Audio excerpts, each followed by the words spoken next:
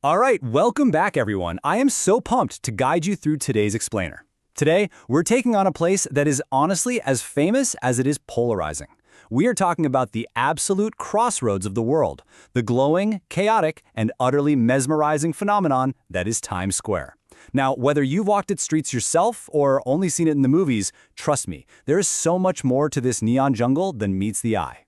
But hey, before we get completely lost in all that neon magic, I gotta hit you with a pretty brutal reality check from the Partying Traveler blog. Get a load of this. If you want to celebrate New Year's Eve in Times Square, wear a diaper and lower your expectations. Wow, right? That tells you right out of the gate that this explainer is definitely not your average sugar-coated travel guide. We are digging into the raw, unfiltered truth of what it actually takes to experience this iconic location. Okay, let's dive right into this. Here is our roadmap for today. We'll start by unpacking the Times Square dilemma. Then we'll run through the ultimate tourist checklist. After that, we'll shift gears and figure out how to navigate like a local. We'll explore the magic of the Broadway experience. And finally, we'll tackle the ultimate boss battle, surviving New Year's Eve. So, Part 1, the Times Square Dilemma. You know, there's this massive, glaring gap between the idealized Hollywood myth we all know and love and the gritty daily reality of the streets. Times Square basically exists in two completely different realities depending on who you ask. On one hand, tourists are absolutely mesmerized. I mean, they see the sheer scale of the neon lights, those towering billboards, and they feel that electrifying energy of a city that literally never sleeps. But on the other hand, you have the locals. And to a local just trying to get to work, this area is a complete obstacle course. They are driven crazy by the aggressive buskers and off-brand Disney costumes, the agonizingly slow walkers staring up at the sky, and just the overwhelming shoulder-to-shoulder foot traffic.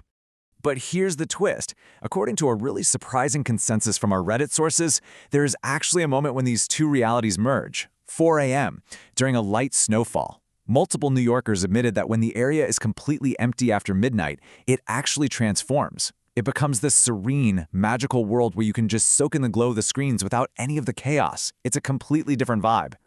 Moving right along to Part 2, the ultimate tourist checklist.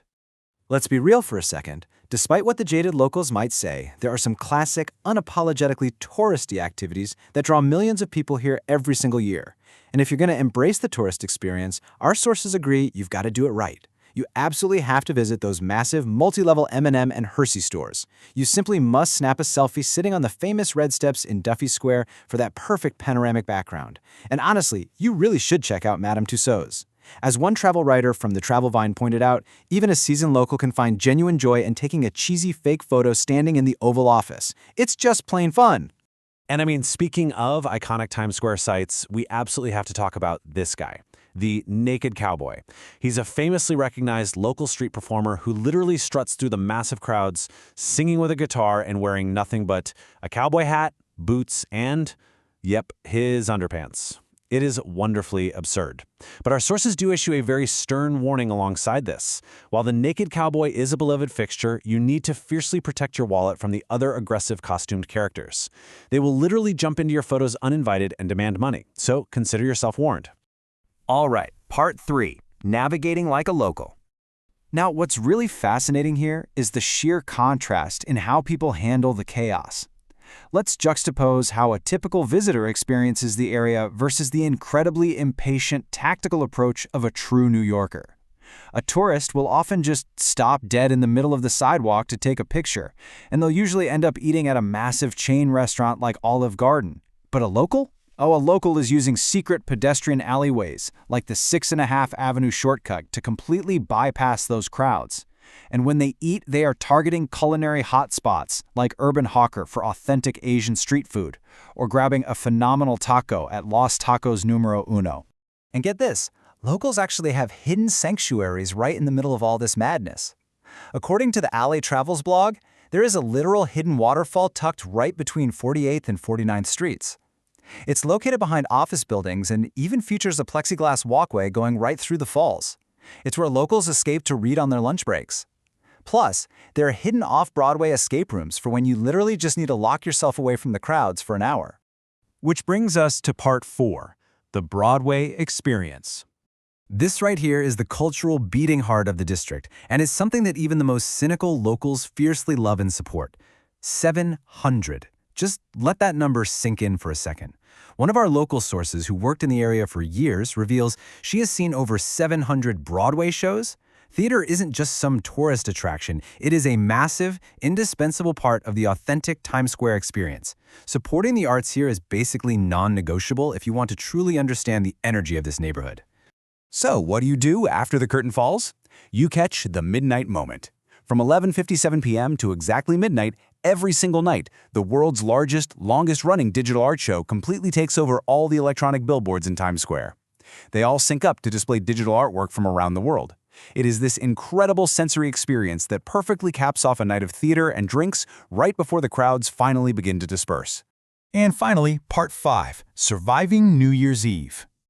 All right, time for the ultimate boss battle of this explainer. Watching the world-famous ball drop in person is the ultimate endurance test. Let's walk through this grueling timeline provided by the partying traveler. 12 p.m., you enter the police barricades. 6 p.m., total bladder panic sets in. 8 p.m., the freezing crowd finally starts to liven up a bit as the music plays. 12 a.m., the 60-second ball drop. The sheer delirium that sets in over these 14 hours is insane.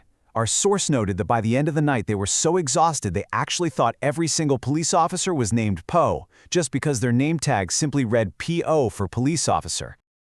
To really grasp why this is such an extreme physical challenge, let's look at the NYE reality check. First up, there is absolutely no sitting allowed. If you sit down, a police officer will make you stand right back up. Second, there is zero access to public restrooms once you are locked in those pens. If you leave to go to the bathroom, you lose your spot forever. And third, there is absolutely no food or alcohol sold inside. You are basically trapped in a freezing, highly restrictive environment for over half a day. So, I have to ask you, is it actually worth it? You kind of have to weigh the intense physical discomfort, the freezing pavement, and that grueling 14-hour wait against the thrill of a once-in-a-lifetime bucket list achievement. Because, as our sources point out, only a tiny fraction of the million people standing out there actually get close enough to see the stage or Ryan Seacrest. Well, if you ask a local, their strategy for this night is a whole lot different. Here's the definitive consensus from the Alley Travels blog. Honestly, the only way I'd ever do NYE in Times Square is if I was on a VIP list or if a friend paid for a hotel room. And I think that really says it all. If you want to actually enjoy the event without freezing on the pavement, you do it from behind a nice, warm piece of glass. So there you have it. We've unpacked the dazzling tourist traps, we've unlocked the hidden local shortcuts, and we've barely survived the brutal reality of New Year's Eve. I want to leave you with this final thought to ponder. The next time you step out of the subway and those neon lights hit your face, are you ready to embrace the glowing magic as a wide-eyed tourist, or will you conquer its streets like a seasoned New Yorker? Think about that as you plan your own adventure. Until next time, stay curious and keep learning.